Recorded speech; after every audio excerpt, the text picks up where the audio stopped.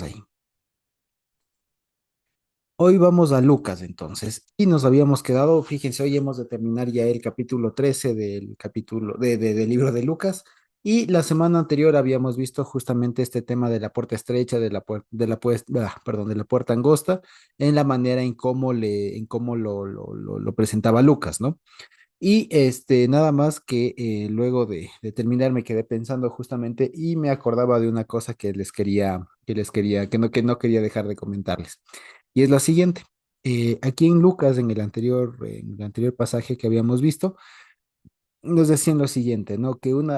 La pregunta que hace aquí, ¿no? El padre de familia, ¿no? Es la siguiente. Yo no sé de dónde son ustedes, ¿no es cierto? eh, no sé de dónde son, es la respuesta que les da, lo cual, digamos, si lo traducimos a una forma de pregunta es de dónde son, de dónde están, ¿no es cierto? De dónde vienen, cuál es su origen, habíamos dicho. Y resulta que justamente esta pregunta o esta frase, digamos, si la convertimos en pregunta, se me asemejaba mucho a lo que el Señor Jesús le dijo al mismísimo Adán, allá en el huerto del Edén después de que pecó, que es justamente dónde estás. Y que y acordándonos de lo que aprendíamos en aquellos años cuando estudiábamos Génesis en un primer momento, era que justamente cuando Dios le preguntaba a Adán, después de que pecó, ¿dónde estás? No es solamente, o no era una pregunta por información de que Dios no sabía dónde estaba Adán, y tampoco eh, perdón, sino que más bien lo que pretendía Dios era hacer que Adán reflexione, era más bien una pregunta con intención de reflexión para que Adán se dé cuenta eh, de que en dónde fue a dar, ¿no? De dónde fue a dar. De tal manera que cuando aquí les dicen no sé de dónde son, tiene tiene el mismo matiz, ¿no? Justamente de que las personas se den cuenta de que ellos no corresponden a los que sí lograron entrar al banquete, ¿sí? Entonces, eso nada más. Bueno, luego de aquello, resulta que aquí nos abre otro pasaje, digamos, otro acápite,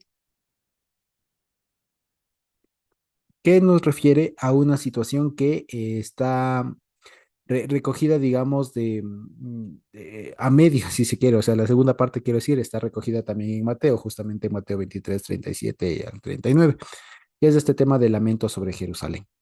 ¿Ya? Pero aquí una vez más Lucas tiene su propio estilo y nos va a presentar alguna novedad. Entonces, quisiera pedirle a alguien que esté conectado, de pronto que esté por ahí, que nos ayude leyendo lo que tenemos aquí en pantalla, que corresponde a Lucas 31 al 35. Si lo puede leer, por favor.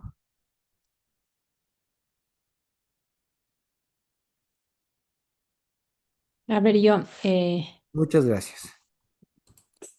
a ver, Lucas, Sí, lo que tenemos ahí en pantalla.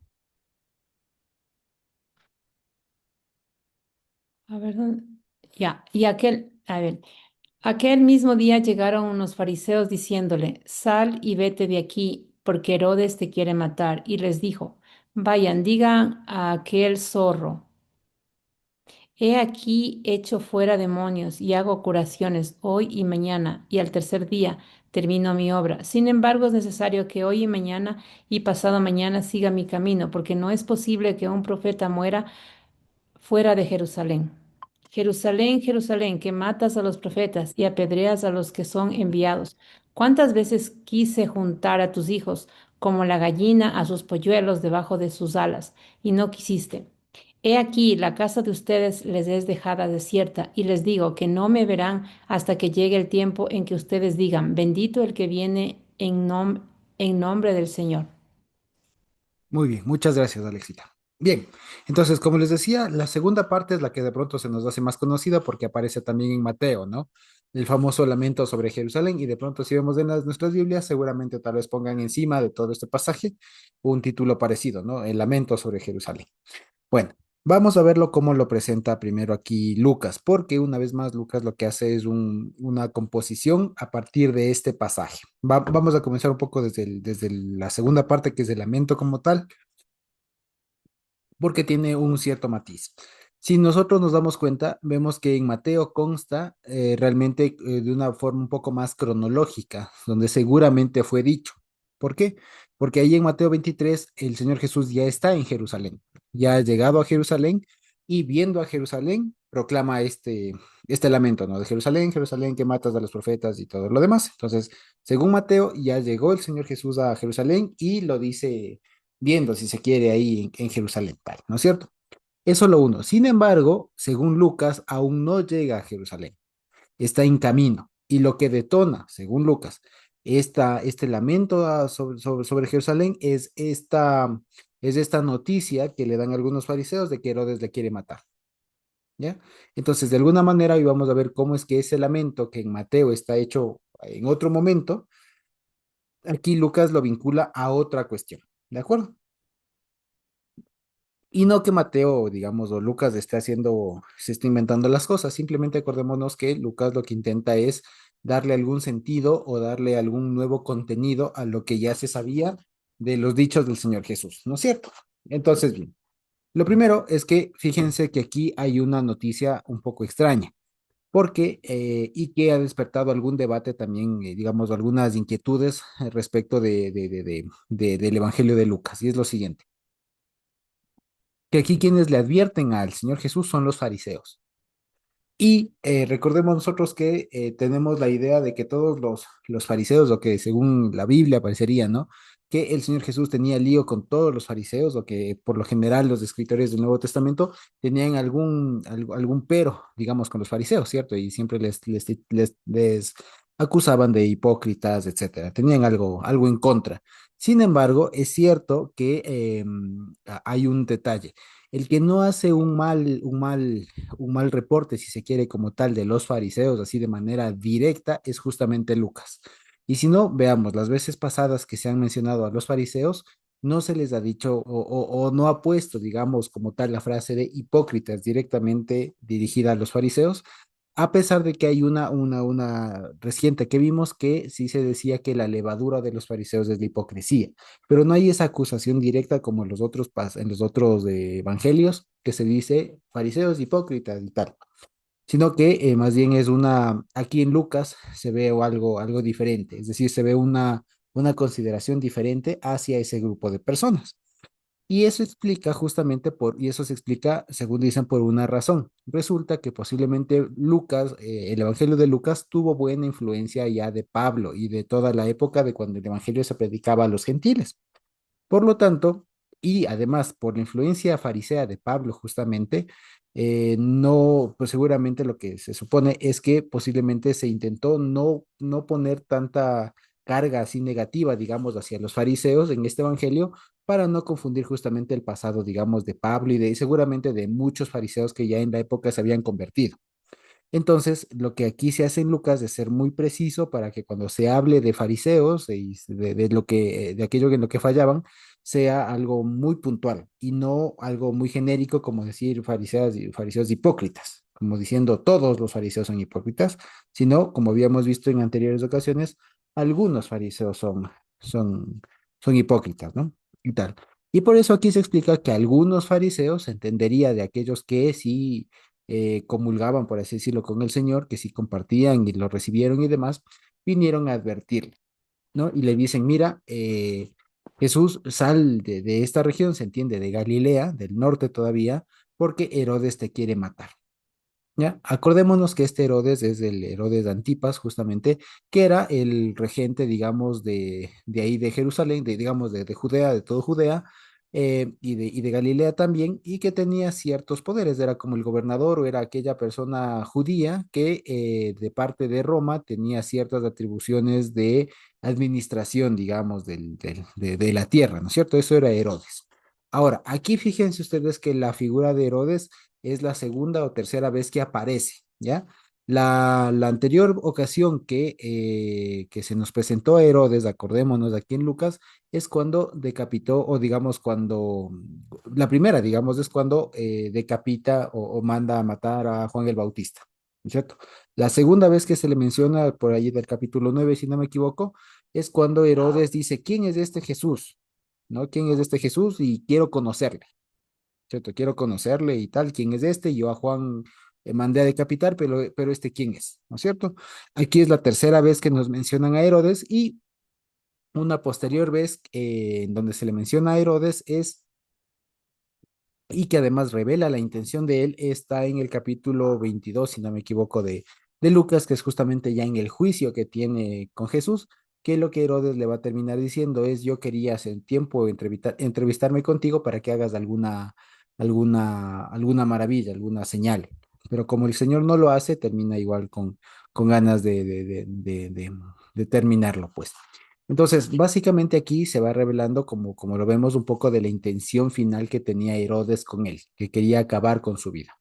Entonces, fíjense, aquí primero, entonces, esto es muy importante porque este versículo, aunque muy corto, pero nos dice la intención de todo esto. Hay una amenaza real de muerte. Hay una amenaza real de muerte. Es como decir, Herodes era, hablando en términos actuales de nuestras autoridades, es como que si fuera un gobernador de una provincia o de pronto un alcalde de una ciudad grande, por así decirlo. Era alguien importante, pero no el más importante, por así decirlo, ¿ya? Entonces, Herodes resulta que tenía ánimo de matarle, es decir, se estaba poniendo en una encrucijada o le vinieron a dar un aviso muy fuerte, básicamente huye porque alguien muy poderoso está buscando tu vida. ¿Ya? Entonces, imagínense ustedes, ¿qué haríamos nosotros, digamos, ante una amenaza así, ante una situación así?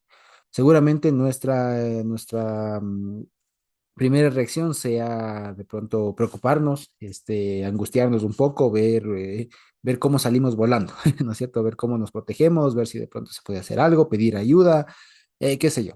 Pero ninguno de nosotros, o muy pocos tal vez, lo que haríamos es justamente hacer lo que hizo el Señor Jesús, que el mensaje que lo que dice el Señor Jesús es el siguiente, ¿ya?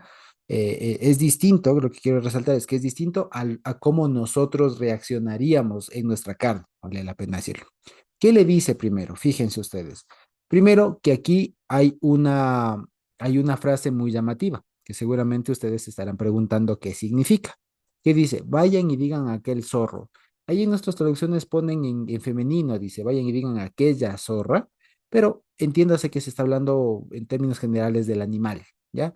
Y he preferido ponerle en masculino y no en femenino, aún yendo en contra del texto original, por por el matiz que actualmente tiene la palabra, ¿ya?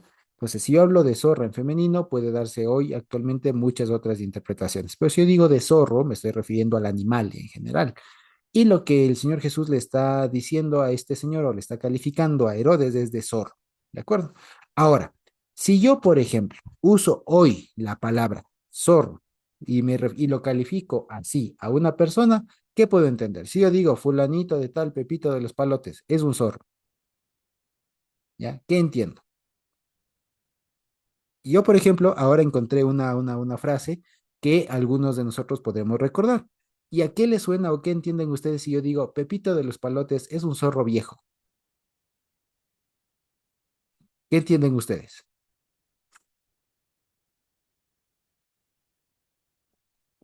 ¿Han escuchado esa frase? Que es una persona Así, con fulanito de tal. experiencia, que es como que se las sabe todas, que es astuto. Exactamente, muy bien, exactamente. Es eso, es como que tiene mucha experiencia, es muy sabido, como dicen en la costa, ¿no? Es muy sabido, sabe los tejes y manejes, sabe los recovecos, sabe especialmente las mañas, es muy artificioso, es muy astuto, es muy, si ustedes quieren, hasta truculento, ¿ya? Eso. Entonces, fíjense que incluso esa idea de zorro, ¿y por qué tiene? Y fíjense que esto es una cuestión lingüística muy interesante. Zorro, si yo lo tomo de manera literal, es un animal, pero la cualidad del animal de escurridizo, de rápido, de veloz, de ser muy furtivo y tal, son las que a los seres humanos a lo largo de toda la historia les ha hecho pensar o les ha hecho asimilar esa idea de rapidez, de escaparse, de huir, etcétera, asimilarlo o designarlo con la palabra zorro para decir a alguien que es muy, como decíamos, ¿no? Muy astuto, muy inteligente, pero no necesariamente en el buen sentido, sino que siempre se ha utilizado zorro en el sentido de astuto para el mal, si se quiere. Muy astuto para lo malo, que sabe los recovecos, que sabe cómo se puede zafar de alguna situación, digamos, de una manera no necesariamente tan pulcra, ¿no? En fin. En ese sentido es que está utilizando la palabra zorro el Señor Jesús. Entonces, lo primero que debemos tener claro es que esto no es insulto. El Señor Jesús no le está insultando a Herodes, no le está diciendo, a ver, díganle ese animal, díganle ese tal y cual. No, lo que le está diciendo es, díganle a esa persona muy astuta, escurridiza, pero un poco malévola, ¿ya? Eso es lo que básicamente está diciendo. Díganle lo siguiente, ¿de acuerdo? Eso primero con Zorro. Ahora, ¿cuál es el mensaje? ¿Qué dice? Fíjense. He aquí, hecho fuera demonios y hago curaciones hoy y mañana y al tercer día termino mi obra. Es necesario que hoy y mañana y pasado siga mi camino porque no es posible que un profeta muera fuera de Jerusalén. ¿Qué le está diciendo básicamente? Esto sí en verdad es un poco medio entrevesado de comprender, pero el mensaje es sencillo. Lo que él está diciendo es, yo tengo aquí mi tiempo determinado, ¿ya? Es decir, hoy, mañana y pasado voy a estar trabajando. ¿Qué le está diciendo? Es decir, el Señor Jesús le dice, díganle, ¿no? Díganle a esa persona que él no manda, que yo tengo aquí mi cronograma. Si yo quiero quedarme hoy, mañana y pasado, he de cumplir lo que tengo yo programado. Nada más que eso. ¿De acuerdo? Entonces, esta frase de hoy, mañana y al tercer día, termino mi obra, no es literalmente que se iba en 3 días, sino que está transmitiendo la idea de que el Señor Jesús tenía un cronograma de actividades, por así decirlo, un itinerario, una agenda, y que esa agenda la iba a cumplir hasta el último, y que la amenaza o las intenciones de Herodes eran inútiles por eso. Dicho de otra manera, Herodes podía amenazar y hacer lo que él quiera, que el poder de Dios y el ministerio del Señor Jesús que estaba en marcha no iba a ser interrumpido por eso. ¿De acuerdo? Eso es la primera parte. ¿Sí? Ahora, la segunda parte, que básicamente todo esto es una misma idea, ¿no? Echo fuera demonios, hago curaciones y dicen, ¿no? Hoy, mañana, el tercer día, y hoy, mañana y pasado mañana, tal, tienen esa idea, ¿no? Y la segunda parte que es de esto, porque no es posible que un profeta muera fuera de Jerusalén, es algo muy interesante, por lo siguiente, porque aquí es la primera vez en el Evangelio de Lucas que se recoge un dicho del Señor Jesús respecto de sí mismo en el que él se entiende, él se percibe como profeta. ¿De acuerdo? Entonces, en muchos otros pasajes del Señor se ha dicho, se ha presentado a sí mismo como el Mesías, como Dios, etcétera, pero este es un pasaje en donde él se identifica a sí mismo como profeta, porque dice, no es posible que un profeta muera fuera de Jerusalén. ¿De acuerdo? Ahora, vale aquí la pena decir lo siguiente. Esta frase de aquí es un poco complicado de encontrar el fundamento de por qué el Señor Jesús dijo esto, o de por qué se creía en la época que un profeta debía morir solamente en Jerusalén. Y lo cierto es que hay unos pocos recuentos de profetas que fueron muertos, digamos, de manera violenta, de manera eh, injusta, si ustedes quieren, en el Antiguo Testamento. Hay muy pocos en realidad.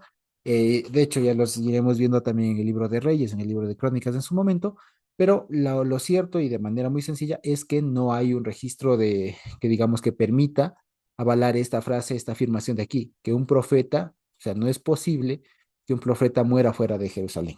Entonces, sí, no hay una base bíblica, o sea, no es como que una ley, no es una tradición, digamos, de que todo profeta tiene que morir en Jerusalén, especialmente se entiende de manera violenta, etcétera. Si eso no es así, entonces a lo que se refiere es a algo más, es a algo a lo que nosotros ya podemos haber seguramente ya vislumbrado, que es justamente que él decía, y lo que le quiere decir básicamente es, a Herodes, tú no me matas, tú no me vas a matar cuando tú digas, sino cuando yo diga y no aquí. Mi destino, donde he de entregar finalmente la vida, es en Jerusalén. ¿Ya? Y esto justamente recuerda lo que vimos al inicio del capítulo 9 si ustedes se acuerdan, cuando el Señor Jesús, cuando el relato dice que Él dispuso su rostro firmemente para ir hacia Jerusalén.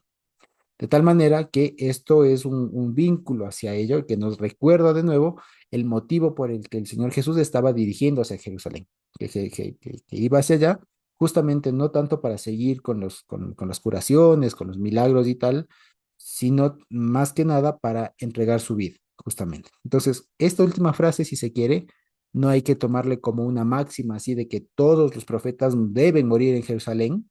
No, de hecho, por ejemplo, el anterior profeta y todo lo demás, del último que hubo hasta ese momento, que era Juan el Bautista, no murió en Jerusalén. Ya murió con Herodes allá en Galilea y todo lo demás. Entonces, fíjense, esta frase, como les digo, más que decir un hecho, una estadística, si ustedes quieren, lo que está diciendo es el propósito de él que tenía para ir a Jerusalén. ¿De acuerdo? Lo que, de dicho de otra manera, refuerza la idea de acá, de que él tiene control de su propio destino, de su propia agenda, de su propio cronograma de actividades, por así decirlo, de tal manera que cualquier amenaza que Herodes o cualquier otra persona, por más poderosa que quiera hacer, no la va a poder ejecutar, porque él sabe y él tiene presupuestado cuándo va a ser el momento de su muerte. Y que eso, el momento y el lugar de su muerte, que eso, aquello sería en Jerusalén. ¿De acuerdo? Ahora, eso, fíjense ustedes, Lucas lo vincula, lo ata con lo que conocemos como el lamento sobre Jerusalén. Como les anticipaba, este lamento aparece en Mateo, ya primeramente, ya lo leímos en su momento en Mateo, pero aparece en un momento diferente del viaje, como les anticipaba, ¿no? En Mateo, el Señor Jesús ya llegó a Jerusalén y ahí lo dice, mientras que acá lo que detona este lamento es justamente la mención a Jerusalén y la idea de que él iba a morir en Jerusalén. ¿De acuerdo? Ahora, ¿qué dice Jerusalén? ¿Qué dice esto? Primero que el estilo es muy, muy interesante, el estilo en el que el Señor Jesús diría esto es muy interesante porque recuerda mucho de las lamentaciones y de las incluso profecías, digamos, de antaño, especialmente cuando se hacía una doble, cuando había, o cuando se comenzaba o con una doble mención de a quién iba dirigido, ¿no? Como cuando decían, o sea, no es lo mismo decir como por ejemplo cuando le llama a Saulo, ¿no? O a Pablo, no es lo mismo decir, Saulo, ¿por qué me persigues? Decir, Saulo, Saulo, ¿por qué me persigues? Esa repetición es muy de antiguo, es muy de antaño. Cuando dicen Abraham, Abraham, Moisés, Moisés, ¿ya? Es una repetición muy, muy, muy antigua, muy interesante, que aquí el Señor Jesús está tomando ese estilo, ¿ya? Para ya hacer un llamado un poco más poético, un poco más lingüístico, si se quiere, ¿ya?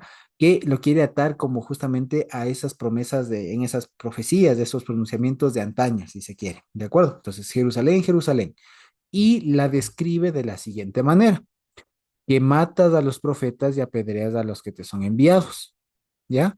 Aquí vale la pena decirlo. Evidentemente, cuando estamos hablando de esto, y esto es algo muy importante, metodológicamente hablando. Cuando uno lee la Biblia, uno inconscientemente y ya tiene uno ya sabe más o menos cuándo es algo literal y cuándo puede no ser literal. Y es evidente aquí, por ejemplo, que Jerusalén designa a algo un poco más simbólico antes que literal. ¿Por qué? Porque cuando está aquí hablando de Jerusalén, evidentemente no se está refiriendo a las calles, a las casas, a las murallas, a las edificaciones, a la locación, sino más bien a la gente, ¿no es cierto? A la gente y en específico a un tipo específico de gente que vivía en Jerusalén, ¿no es cierto? Entonces, ¿quiénes eran Jerusalén y a quienes se les achaca y se les califica de que mata a los profetas y apedrea a los que les son enviados? En realidad le está refiriendo aquí eh, a, a ese tipo de persona, digamos, está haciendo como se dice una maximización de esta palabra. ¿A qué me refiero? De manera muy sencilla. Con Jerusalén está haciendo referencia a un tipo de gente, ¿cierto? A la gente, más que a la ciudad, a las calles, está haciendo referencia a la gente. Pero Jerusalén era la capital del reino, ¿no es cierto? Era la capital. Entonces, de manera simbólica, está hablando a aquella ciudad o aquel conglomerado de gente que era lo más importante, lo más representativo de todo el país, es decir, aquella población que sería por así decirlo, el ejemplo, digamos, de todo, lo mejor, si se quiere, de todo, no quiero decir la primicia, pero como decirlo, lo más importante, lo mejor de toda la población debería estar en la capital, ¿no? Lo más importante, lo más sobresaliente. Entonces, cuando habla de Jerusalén, está hablando de todo eso, no solamente de una ciudad y menos de esa ciudad como tal.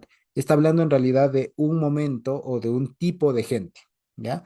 De un tipo de gente que habita en Jerusalén y que en lugar de ser lo que debería haber sido en su momento, es decir, Jerusalén, ¿qué debía ser?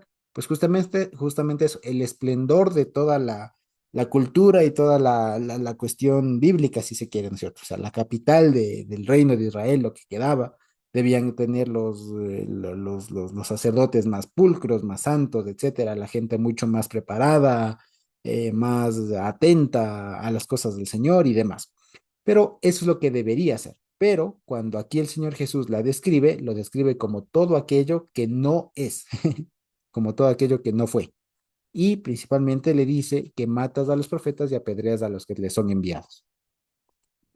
Es decir, le está describiendo como una ciudad que no ha cumplido su propósito, que no ha cumplido su propósito, y en ellos representado evidentemente todo el pueblo, porque si ellos son la capital, la representación de todo, lo más importante del país, bueno, ¿qué se espera de los demás? Es la idea que está entre líneas. Entonces, si la ciudad que no, que se espera que es la capital, que debería ser lo mejor de todo, no ha cumplido con su propósito, viene entonces el lamento como tal. Y dice lo siguiente. ¿Cuántas veces quise juntar a tus hijos como la gallina a sus polluelos debajo de sus alas y no quisiste? Aquí hay una frase muy, si se quiere, muy maternal, por así decirlo, ¿no? Muy maternal. Y que ha despertado muchas dudas también por lo siguiente. Si yo lo entiendo esto, ¿cuántas veces quise juntar a tus hijos? Uno se preguntaría, por ejemplo, respecto del Señor Jesús, realmente cuántas veces quiso. Ya, o sea, si me tomo muy en serio y lo estudiamos así, habría que esto entenderlo como que el Señor Jesús intentó algunas veces juntarles, protegerles, que esa es la idea, ¿no? Como los polluelos junta debajo de sus alas, y demás, que tiene la idea de protección, de amparo, ¿no es cierto? De cobertura, de juntarlos incluso, de congregarles y tal. eh, lo que está diciendo en realidad es, digamos, claro, lo que habría que preguntarse es cuántas veces el Señor Jesús intentó hacerlo. Y resulta que el Señor Jesús no lo hizo, ¿ya? No lo hizo muchas veces. ¿Por qué? Porque según se recuenta, el Señor Jesús estuvo muy pocas veces en Jerusalén, ¿ya? Sea un par de veces o según algunos evangelios estuvo solo una vez, según otros estuvo dos veces, como haya sido, no estuvo muchas veces en Jerusalén, o al menos no se recuenta que haya estado muchas veces, y menos de las veces que estuvo, se recuentan intenciones o acciones del Señor Jesús tendientes a congregar al pueblo, a cobijarlos, me explico, como la gallina a sus polluelos debajo de sus alas, ¿no? Sino que más bien esto, entonces, lo que intenta decir es una forma se puede entender de dos maneras. La primera, la forma literaria, lingüística, si se quiere, que es la siguiente, que es la forma en cómo el Señor Jesús expresó o encontró para expresar ese anhelo muy intenso que él tenía realmente de juntar, de congregar, de cubrir a sus hijos, ¿no? De cubrir a los de Jerusalén. ¿De acuerdo? Entonces, esa es la idea. Es de cómo el Señor Jesús en ese momento sintió esa necesidad, digamos, de ese anhelo, ese, mm, ese, mm, ese impulso, si se quiere, ¿no? Ese querer de congregarlos, de recogerles de una manera, como les decía, muy maternal, como una gallinita debajo de sus alas, de sus polluelos y tal.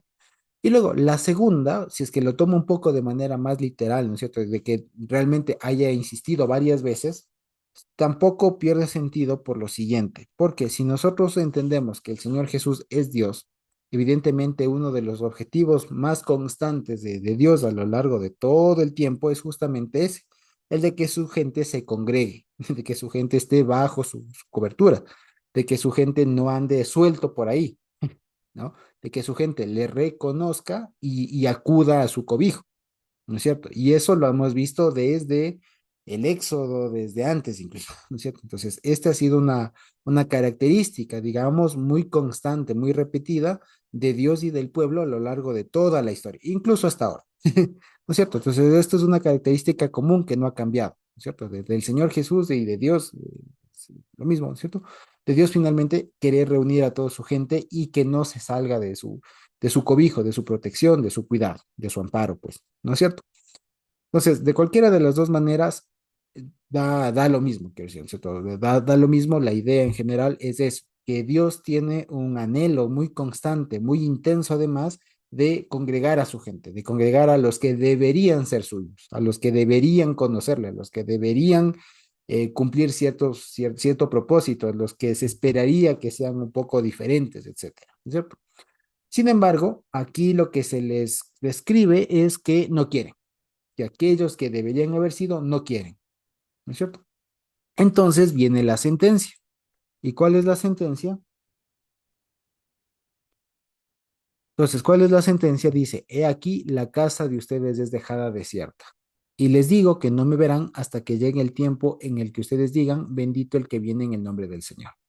Ahora, aquí da dos sentencias. La una, que la casa de ustedes es dejada desierta, y la otra, que no me verán hasta que digan tal cosa. Sobre lo primero, puede ser, algunos han sugerido que sea una alusión a Jeremías 22:5, que habla de una profecía justamente de la destrucción del templo, ¿ya? Y que cuando aquí se dice, he aquí la casa de ustedes les es dejada desierta, sería una mención o una profecía del Señor Jesús respecto de la destrucción del templo que efectivamente pasó unos años después, ahí en Jerusalén, ¿no es cierto? Luego, la segunda es que en realidad no se esté refiriendo a la casa en cuanto a templo, sino de una manera mucho más amplia, como decir a casa, hogar o familia incluso. Casa como hogar, familia e incluso descendencia.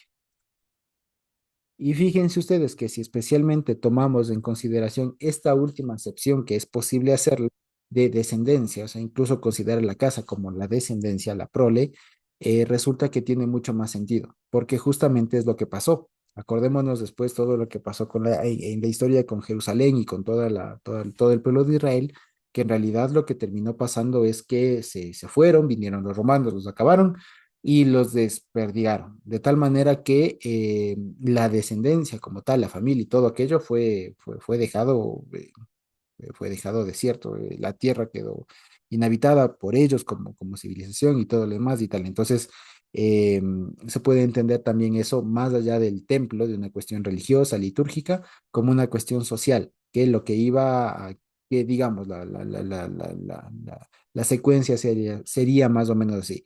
Dado que ellos no cumplieron su rol como pueblo, como sociedad, la consecuencia es que iban a ser destruidos como sociedad. ¿De acuerdo?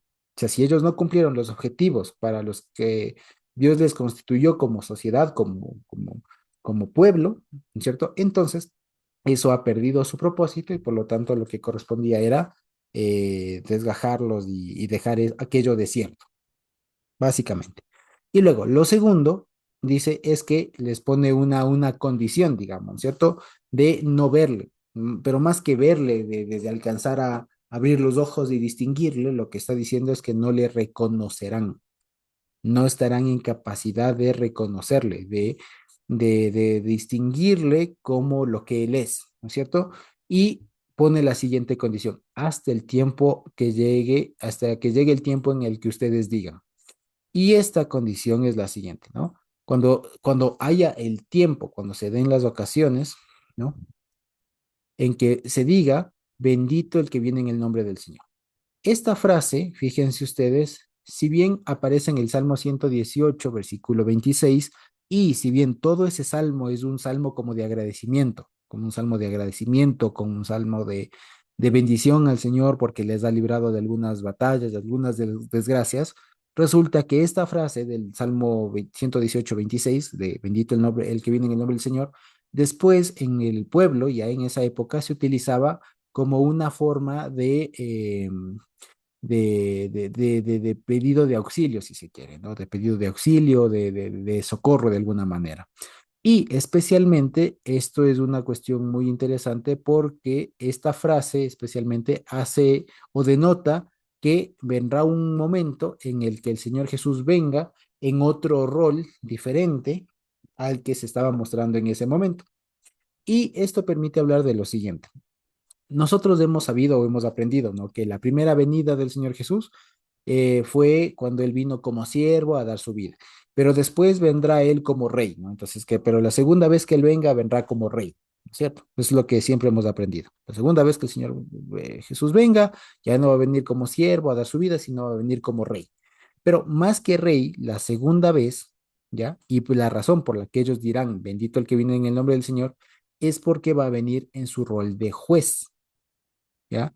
No va a venir solamente en rol de rey, sino más bien en su rol de juez. Lo que entonces quiere decir es que cuando ellos digan esta frase, bendito el que viene en el nombre del Señor, será muy tarde. Y solamente entonces le alcanzarán a reconocer. De todas maneras, esto, que de pronto de alguna manera se podría entender como algo un poco alentador, ¿no? De que como que les daba una salida, ¿no? Una excepción de, pero ustedes me verán salvo cuando digan, bendito el que viene en el nombre del Señor. Eh, entonces ahí me verán y todo lo demás, que parecería una salvedad, en realidad no lo es una sentencia un poco triste, si se quiere. Por ejemplo, me acuerdo de alguna canción, especialmente del Paul Wilbur, que hizo él hace unos años. eh, Justamente en Jerusalén hizo él un concierto. Hizo un concierto y justamente hizo una canción inspirada en esta frase, ¿no? Y él canta esta parte en hebreo, que en hebreo se dice, ¿no? Baruch haba Beshem Adonai, o Baruch haba Beshem Hashem, que es lo mismo. Entonces hizo una canción de eso, ¿no? Y como todos estaban en Jerusalén y todo lo demás, él decía, ¿no? Y leía esta parte y decía, ¿no? Y les digo aquí que no me verán hasta que llegue el tiempo en el que ustedes digan, bendito el que viene, y cantaban la canción. ¿Qué les quiero decir con esto? Que la idea y lo que se entendía, y lo que se entendió es en ese momento, es que era lo que les decía antes, que Dios había puesto una condición para que se deje ver, ¿no? Entonces, la condición para que Jerusalén le reconozca es que diga a Jerusalén, bendito el que viene en el Señor, en el nombre del Señor. No es así. En realidad, lo que está diciendo es que no le verán, no le van a reconocer hasta que sea tarde, hasta que sea demasiado tarde. Porque el tiempo en el que se dirá bendito el que viene en el nombre del Señor es cuando el Señor venga a juzgar, cuando el Señor ya haya venido para juzgar. ¿De acuerdo? De tal manera que no es ninguna invitación a que si es que de pronto vamos a Jerusalén, de pronto, ¿no? Por hacerlo de una manera mucho más, un poco más absurda, ¿no? No es como que si nosotros fuéramos a Jerusalén allá y decir a todo el que viene, diga, bendito el que viene en el nombre del Señor para que Jesús venga rápido y usted se le abra los ojos. No, no es eso, sino que esto es una sentencia, como les decía, es una decisión fatal que les hace el Señor por dos lados. Le dice, dado que ustedes no quieren, dado que mi intención hacia ustedes, mi anhelo ardiente, ferviente hacia ustedes es que yo les recoja, que estén bajo mi cuidado, bajo mi cobertura, bajo mi protección, y no han querido, ¿ya? Con eso han demostrado que han incumplido su propósito. Entonces ustedes van a dejar de ser familia, van a dejar de ser gente conocida, para mí se entiende, y cuando me alcancen a reconocer, ya será demasiado tarde. ¿De acuerdo? Entonces es una sentencia muy fuerte, muy fuerte, ¿sí? Que se dijo en ese momento. Y fíjense ustedes que esto da bastante para reflexionar, porque justamente esto, si bien se dijo, como les decía, ¿no? A la Jerusalén de esa época, no debemos pensar que es solamente para la Jerusalén de esa época, sino para todas aquellas personas que caben en ese tipo, es decir, para aquellas personas como cualquier cristiano, digamos que se supone que debería dar el ancho, que debería cumplir ciertas cualidades, ciertos propósitos, cumplir cierto estándar, y no lo hace, ¿ya? Y que especialmente lo que se propone, lo que se procura es que ande bajo la cobertura del Señor, pero no quiere, ¿ya? Sobre esas personas, lastimosamente, también cae este lamento, esta sentencia, si se quiere, que es decir, que de ellos no habrá descendencia, no habrá identificación, ¿ya? Y por otro, hasta que sea demasiado tarde, ¿de acuerdo? Entonces, por ejemplo, esto, como les digo, a nosotros hoy nos lleva siempre a la reflexión de ser bastante coherentes con lo que somos. Ustedes saben, por ejemplo, y les cuento lo siguiente. Les cuento algo que nos acaba de pasar. Hace un par de días pudimos ir a la costa y ahí Dios nos permitió conocer a un señor australiano, ¿ya? Muy poco creyente y todo lo demás, pero tenía un punto que justamente apuntaba a eso. Y él decía, y él conversando me decía, ¿no? Me decía, fíjese, yo vivo en este pueblo, era un pueblo pequeño de la costa y tal, y me decía, miren, yo vine acá, yo vine acá desde Australia, se había venido el hombre, y me puse un negocio de hotel y tal. Y dice, y yo trato de ser muy buen prójimo con los demás, decía, muy buen prójimo. Decía, y una de las cosas que más me molestan a mí, decía, es que la gente no sea coherente con lo que piensa. Porque, por ejemplo, decía, estaba cerca de la playa, ¿no? Y decía, por ejemplo, yo veo a alguien que pasa botando basura por el carro, decía él, ¿no? Y decía, y veo en el carro, Dios te ama o Jesús o alguna cosa. Y él decía, pero ¿cómo tú puedes decir ahí, poner en el carro Jesús y botar basura? Pero ¿cómo? O que pongan alguna cosa de esas y vayan y golpeen a los animales o cacen a algunos animales que viven por ahí en la región y todo lo demás. O sea, él no entendía esas cosas. Entonces, finalmente, lo que este mensaje o lo que este lamento debe generar en nosotros, no es un tema tampoco como como a veces se suele decir, ¿no? Porque cuando, les comento también, cuando yo leí este pasaje hace un tiempo, lo entendía muy lejos, ¿no? Muy hacia la Jerusalén de esa época.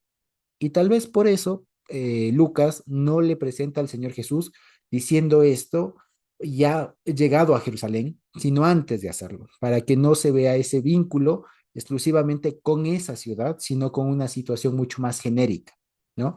Y justamente la reflexión que nos debería generar esto es justamente eso, de que no seamos de estos polluelos, se quiere que se sabe uno frágil, un polluelo frágil, que sin la cobertura de la mamá gallina no viviría y resulta que se pone de rebelde, ¿no? De rebelde a no querer estar bajo las alas de la mamá, de la gallina y tal. Entonces, eso, la cuestión finalmente a nosotros hoy, incluso siempre es un llamado a vivir de manera coherente, a vivir de manera, digamos, que corresponda a buenos cristianos, y no solamente en los temas de los mandamientos, porque ya les digo, son muy bonitos decir, sí, la Torá y los no sé cómo y los mitzvot y todo lo demás. Es muy bonito decir eso, pero otra cosa también es ser coherente con muchas otras cosas, cuestiones que ya nos toca, incluso hasta como ciudadanos, como padres, hijos, madres, estudiantes, empleados, jefes, ¿cómo se dice ahora? Socios de algún negocio, compañeros, vecinos, etcétera. En todo eso se tiene que ver bastante la coherencia de la vida nuestra como cristianos, ¿sí? De tal manera que justamente no se cumpla en alguno de nosotros, no se vaya a cumplir, Dios guarde, que se cumpla esto, ¿no? De ser necios, ¿de acuerdo?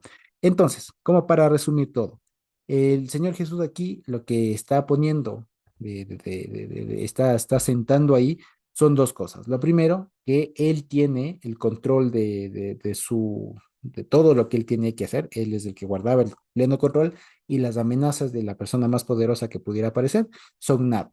Por más de que sea una persona muy astuta, muy escurridiza, muy lo que sea, no son nada porque él tiene el control de eso. Él tenía en su momento, hasta ese momento y tal, tenía el control de todo su itinerario, todas las actividades que que se había propuesto hacer.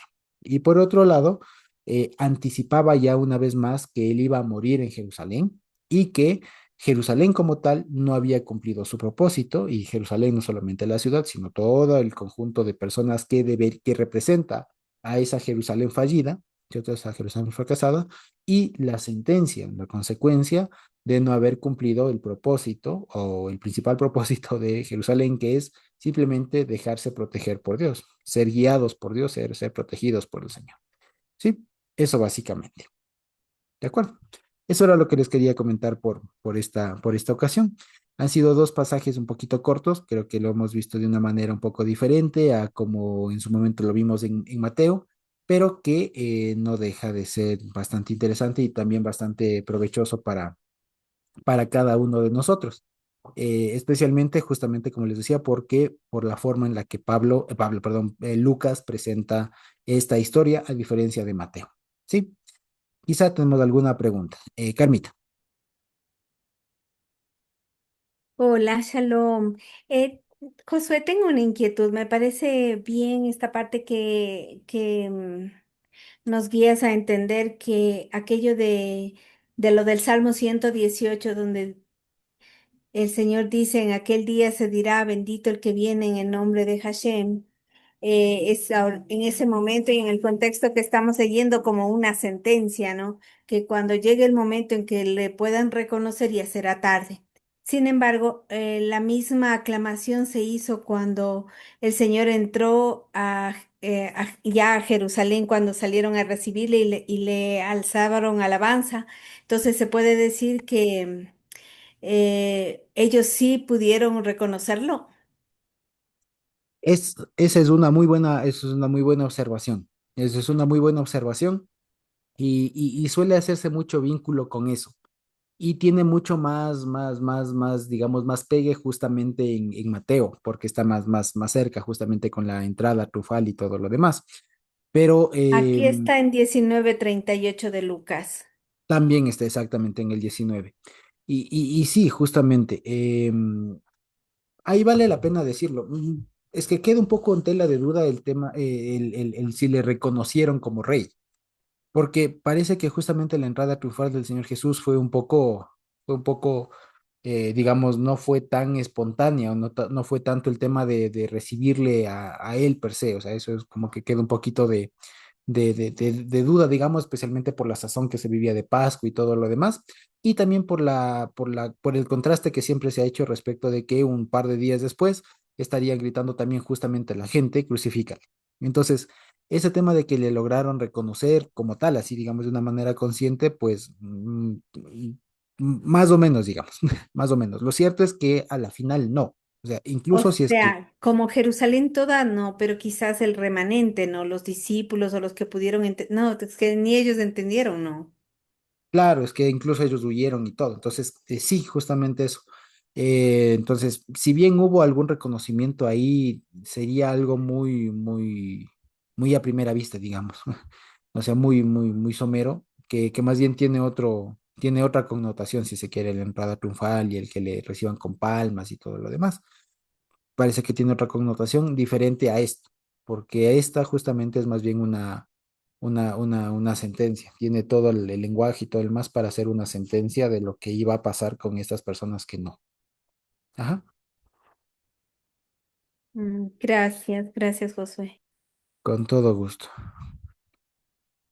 De pronto ahí también, Josuecito, buenas noches, mi querido hermano.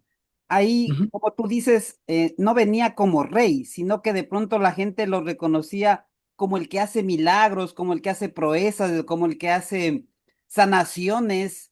Entonces, de pronto, así le veían a Jesús en ese momento, pues no como tú explicas que vendrá como rey y juez. Exactamente, todo eso tiene que ver, todo eso tiene que ver. De hecho, y eso tiene una explicación incluso, ¿no? Sí, sí, justamente, para ser muy conciso, sí. La explicación de eso es que no había todo el desarrollo, digamos, o no había toda la explicación que tenemos hoy a la mano, ¿ya? De hecho, hay justamente alguien escribió recientemente una canción, ¿no? Una canción que decía, es muy fácil seguir a Cristo hoy que ya tenemos Nuevo Testamento y que tenemos todo lo demás. Pero si nos pusiéramos en los zapatos de la gente de esa época, ¿seguiríamos siendo siervos de Jesús o de pronto nos comportaríamos como un fariseo de la época? Y claro, eso da a entender y me despertó una luz, digamos, ahí, porque justamente es eso. Nosotros hoy vemos en retrospectiva la historia, ¿no? Y decimos, pero qué bestia, cómo no se dieron cuenta ahí teniéndole al Señor Jesús. Claro, es que para nosotros es más fácil darnos cuenta porque ya tenemos a Pablo, a Pedro, a Juan que nos explicaron todo, que nos cuentan, incluso acá hay con referencias del Antiguo Testamento y todo lo demás.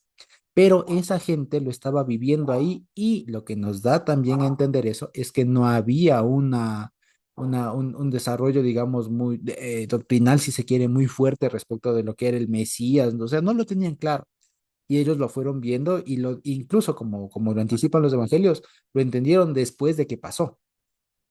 Entonces, claro, todo esto del lamento y todo aquello, más bien tiene justamente este otro matiz, el que les decía, más que el anticipo del rey, del reconocimiento y todo aquello.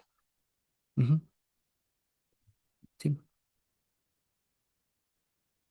sí, justamente. Muy bien. ¿sí? Pero muy, muy buena observación también, Carmita y Edwin. Muy bien. Quizás tenemos alguna otra pregunta, comentario. Ahí en el término de zorro que dijiste, Josué, de Ujú. pronto también Jesús no se refería o como está en cambio en la Biblia que le dice, díganle a esa zorra, no se refería de pronto por lo que él tenía una esposa, otra mujer, a ese Eh, término. Porque Muy buena. Claro. tú explicaste de que de pronto era sabido, de que era, o sea, ay, se me va la palabra. Pero, o sea, no hacía referencia a esto, pero yo digo, no hacía referencia a esto de que tenía una mujer, otra mujer, y eso es lo que vimos en el texto, pues, ¿no? Claro, sí, es una muy buena observación. ¿Y por qué no, digamos, es lo que les decía. Actualmente es que se vincula, ¿no? Se asocia la idea de zorro con alguien promiscuo. Eso muy, muy nuevo, digamos, muy, muy de nosotros. Pero históricamente incluso, y esto se apoya incluso en el uso de la palabra en la misma Biblia y en textos de la época. Cuando se utiliza la palabra zorro como adjetivo, se utiliza para alguien muy sabido, muy inteligente, muy perspicaz, si se quiere, ¿ya? Inclinado mayormente a lo malo. Entonces, en ese sentido es que se utiliza en ese sentido y no en lo otro digamos, de su vida íntima, de sus relaciones y demás.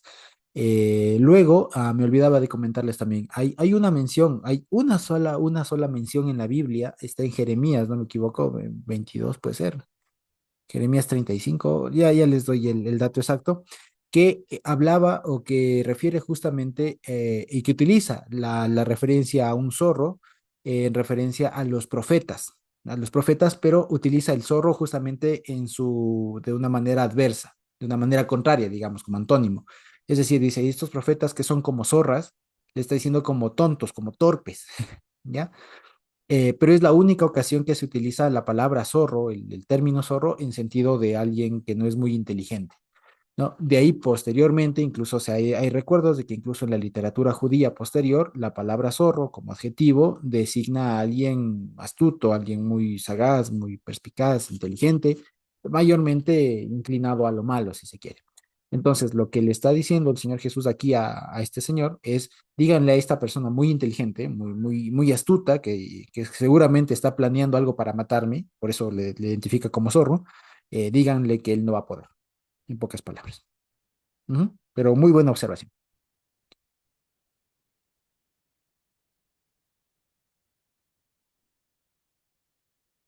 Yo, Josécito, una de que, como dice ahí, y nos acaba de explicar que Jesús mismo dijo que era profeta. Y muchas veces, ahora que uno se quiere compartir, que le dice que Dios es, que Jesús es el mismo Dios, y la gente no entiende en esto, ¿no? Porque nos sacan a reducir sobre el profeta, uno. Y otro, como dice que ahora que tenemos tanta tecnología, tanto conocimiento de la palabra de Dios, aún así no llegáramos a reconocerle a Jesús en su segunda venida, como dice, porque como dice la palabra, no salgáis si dice anda por aquí, allá está, o sal por acá, está en el campo, nos dejaremos engañar, que no nos dejemos engañar. Y digo, como usted acaba de decir, de que, o sea, vamos a reconocerle al rey como rey que viene, no como un rey que viene a juzgar, pero, o sea, digo, igual nos vamos a dejar engañar o porque tenemos mucho conocimiento, vamos a ir a donde está él.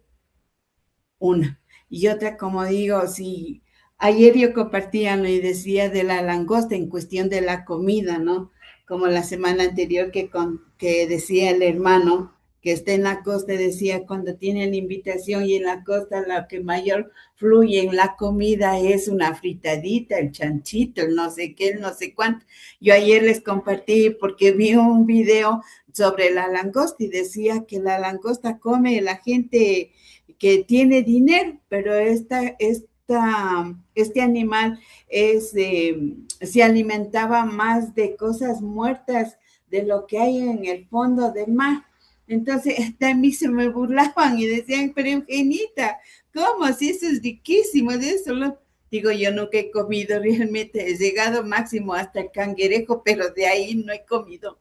La langosta no sé, pero acabo de ver este video que dice así, y la gente en verdad no quiere entender de que lo que dice, ¿no? En natural, los alimentos que no debemos comer para mantenernos bien de salud, digamos. Y no se diga en esto de la palabra, de lo que acaba de compartir, igual, o sea, qué difícil es con las personas que ir y compartir, como me decía cuando veníamos conversando y me venía a dejar acá en la casa Eugeniita, hay que tener mucho cuidado, que es como tirar perlas a los cerdos. Yo digo, sí, verdad, porque la gente no sé cómo compartirle a la gente de esto, ¿no? De la palabra de Dios, de lo que nos hace, nos da libertad, nos da conocimiento, de reconocer que hay un Dios grande y poderoso, que Él está al tanto de todo lo que nos pasa en nosotros. Entonces, eso para mí me causó, digo, teniendo toda la tecnología y todo el conocimiento, porque como yo digo, yo tengo un montón de Biblias aquí, pero claro, son Reina Valera, no son de otras versiones, ¿no? Que solamente cambiaría la pasta y de ahí nada más, pero de ahí el resto, vean, no sé, eso. Exactamente, sí, sí, Eugenita. En efecto, lo que, digamos, y esto es algo muy importante lo que ha dicho Eugenita, por lo siguiente, esto nos revela una realidad espiritual, ¿no? Que nos lleva a una cuestión muy práctica, justamente lo que nos lleva, nos debería llevar a tomar la actitud que tomó el Señor Jesús, y es la siguiente. Al momento de predicar o de intentar compartir de alguien, y no quiere, es bueno saber cuándo dejar de insistir y cuándo saber dejar de actuar y cuándo saber digamos, o saber qué otras acciones tomar, digamos, ¿no? Y saber que incluso cuando el Señor le permite hacer las cosas bien, todo, hacer proceso y todo aquello, y así no se quiere, ya está. Incluso el Señor Jesús mismo les dijo, acuérdense, ¿no? Cuando les mandó a predicar, ¿no? Si es que en alguno les recibe, quédense. Y si es que no, no insista, sacúdese los zapatos y siga. Entonces hay que saber distinguir esto. Y esto nos pone también en una realidad, les decía, en la que no todos van a escuchar, no todos van a ser nosotros, ¿ya? A veces y esto de pronto lo hemos vivido también nosotros cuando comenzamos a aprender un poco más de los mandamientos, de la Biblia y todo demás, uno a veces iba al hermano más cercano que tenía, no, mira, con la emoción que uno tenía, ¿no? De que uno, pum, se le conectaron las cosas y entendió alguna cosa, ¿no? Entendió algo más. Y le decía, mira, ¿cómo pasa? Y el otro decía, ah, sí, bueno, puede ser, pero no le he tomado con tanta emoción como uno, ¿no? Con tanto impacto, no. Bueno, es eso, a veces es tiempo, hay muchas otras circunstancias y uno no tiene que esperar de que la cosa sea así, efectiva, de que uno cree y tal, así. No, no siempre, ¿sí? Hay que saber leer mucho las circunstancias, ¿sí? Y Carmita nos puso ahí el texto, exactamente. Gracias, Carmita. Es en Ezequiel, yo había dicho Jeremías, no es Jeremías, es Ezequiel 13:2, que habla justamente de los profetas y les dice, ¿no? Así ha dicho el Señor, hay de los profetas insensatos que andan en pos de su propio espíritu y nada han visto, como zorras en los desiertos fueron tus profetas, oh Israel. Entonces ahí se les refiere a los profetas como zorras, pero en el sentido no de inteligentes, sino de insensatos, de tontos, de torpes, ¿no es cierto? Eso, sin embargo, ese es el único versículo en la Biblia en donde se utiliza la palabra zorro con esa acepción. Luego, según se dice, el pensamiento judío en general adoptó la forma que de hecho la idea de identificar a alguien muy astuto con el animal, con el zorro, es una idea griega, que está más en la literatura griega de la época, un poco más antigua, y que finalmente esa fue la que el judaísmo y todo el pensamiento de ahí adoptó finalmente y se puede reflejar en este pasaje que acabamos de leer también. ¿Sí? Eso prácticamente. Entonces, si no tenemos alguna otra pregunta, algún otro comentario, creo que podremos ir terminando por hoy.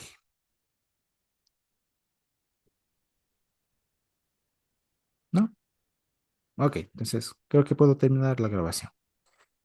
Dios bendito.